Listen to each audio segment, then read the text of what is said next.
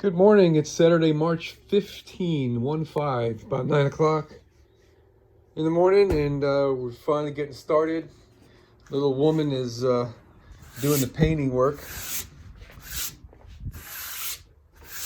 This has got 2 coats of clear polyurethane on it, water-based. It's really good stuff. I wasn't convinced, but I like it now. Just to seal the wood up. This is going to be the drawers sides, front and back. And boy, what a project this has been to plan out all the cuts that we have to make. So what this is just kind of crazy, man. We got the height that I want the drawer sides to be, the opening width, the opening depth, then some math to come up with the drawer width. That's just to make room for the roller slides. That should be 1 inch less than that, right? Drawer depth is not too critical, right? Because you can always make it adjust it a little bit, whatever. It's nothing critical there. This is the most critical dimension, the drawer width cut, because that piece determines the overall width of the drawer and the fit in the cabinet. And we don't have much tolerance at all for the drawer slides. So I'm shooting for exact on that. So this is my cut schedule, I guess you will. These vanity drawers are already done. Oh, by the way, we've been going to Home Depot and Lowe's to try to find decent plywood. Couldn't find decent plywood to save our life. And we went to, let's see, 3 different Lowe's and 3 different Home Depots, all in my area. And the best we were able to do is get sheathing, like underlayment. They had no decent plywood in any of those stores. It was nice that it was exterior grade, but it was rough as hell, and it really gave us a lot of work to dig through a stack. Here's a piece of it right here. To dig through a stack and to find a piece that's decent enough to take home, you know. So it's been challenging. But the other day we went to buy some wood, and again it was the same thing, man. You dig through a stack and you get to 10 sheets down, and none of them are keepers. So we left. That was a Lowe's, and there was one more Home Depot that we could have gone to that was the furthest from our home. Still all not far away, but we went there and we found this stuff. It's exported from Chile. I mean, I guess that's what it takes to get something decent, you know. You can't get it local. Anyway, so we bought 7 sheets of this. I went over the price a little bit ago, or yesterday. And so anyway, we got some decent wood. It's very nice. We didn't even sand this. This is how pretty it was, right off the shelf. And, you know, it's not perfect, but it's good enough for drawer sides, right? So anyway, back to this. Figuring out all we needed wasn't that easy, man. To cut each one of these rectangles represents a 4x8 sheet of plywood. So we want to minimize our waste. And Barbara did most of the heavy lifting on this to figure out all these pieces. She did very good actually on this, I tell you. I'd probably still be working on it. But anyway, it got really tough towards the end here. This sheet 8, it took 2 sheets just to be able to dimension it because there's so many different size pieces. And sheet 9 was an easy one. But anyway, we're ready to start cutting here. So we've got 1, 2, 3, 4, 5 sheets of plywood to make all these drawer pieces, except, like I said, the vanity, they're done. So Barbara's off to buy some more of this polyurethane. It's water-based clear polyurethane. I'll have to put a picture.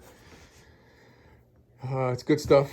And I'm going to try to not screw up and start cutting some wood.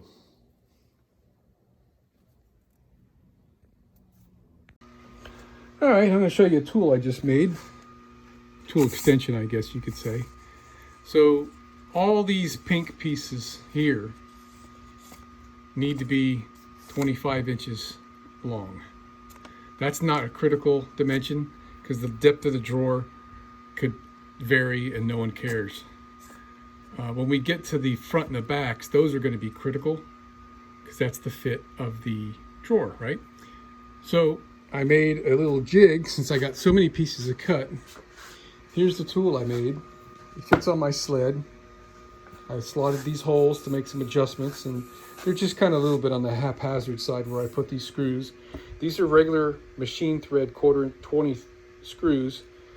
I drilled and tapped the wood like it was a piece of metal.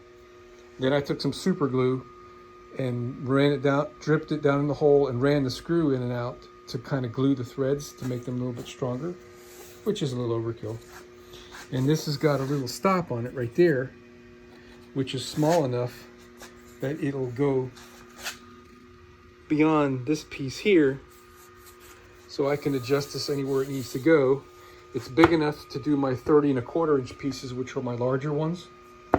And I'm not sure what's going to happen when we get a little bit further down there. It might be cutting the end off, or maybe I'll have to make another one. But I got these things tightened up, and it's freaking perfect.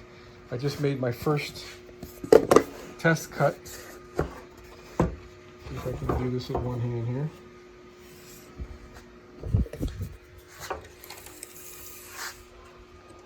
Okay. We're right on 25 inches. Okay, so I'm going to cut all these boys up. Well, I got to say, not everything I do is a success, but this thing really delivered, man. I could see myself one day trimming this back so it's no wider than that piece, because it does kind of impede a little bit, but it worked great, man. I cut all that wood. I didn't have to think about what I was doing. Every one of them is exactly the same size, all those 25s, and all these leftovers are the front and backs that I'm going to be custom fitting to the width of the drawers. That was just too easy. Yeah, so I almost forgot. So I got this made, I just went ahead and put a line on it for 25 inches. So if I've got to move this, I can put it right back where it was. Man, what a great addition. Unbelievable how nice this works. Absolutely wonderful.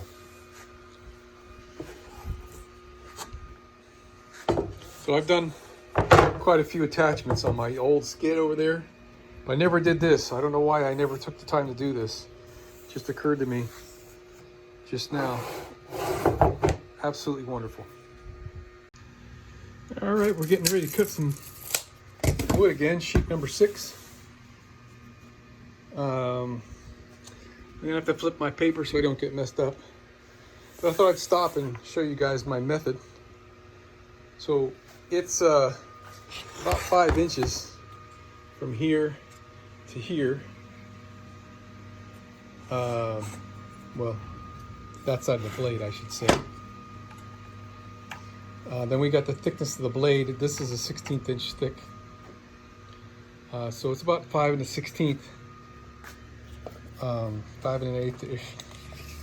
So I just add that dimension to what I need. I need 7 1/2, and I'm setting this up at 12 5/8. Okay, and we double check both ends. I'm just using another sheet of plywood because I don't have another straight edge that long anyway. So I did a test cut here, and when we measure that, we're right on 7 1/2 inches. So I've already cut the whole other sheet 5 with these measurements. Everything's come out perfect. So so what I'm doing, so this doesn't drop, once I get my settings and put my clamp on, I've got another piece of plywood here on the bottom, just as a, you know, brace to hold this from falling. And we got just an old 2x4 on this side. Okay. So what I do is I set the saw to cut just like a 1/16 inch deeper than this piece of wood here. And it just puts a tiny, you can see some of my remnant cuts here. It just puts a little tiny cut in that, and it doesn't hurt it enough to make it inferior. And rinse and repeat, man. Once I get this little nick in here, I sight underneath, and I make sure I'm not going to cut my table saw or my little helper stand here, and we're good to go.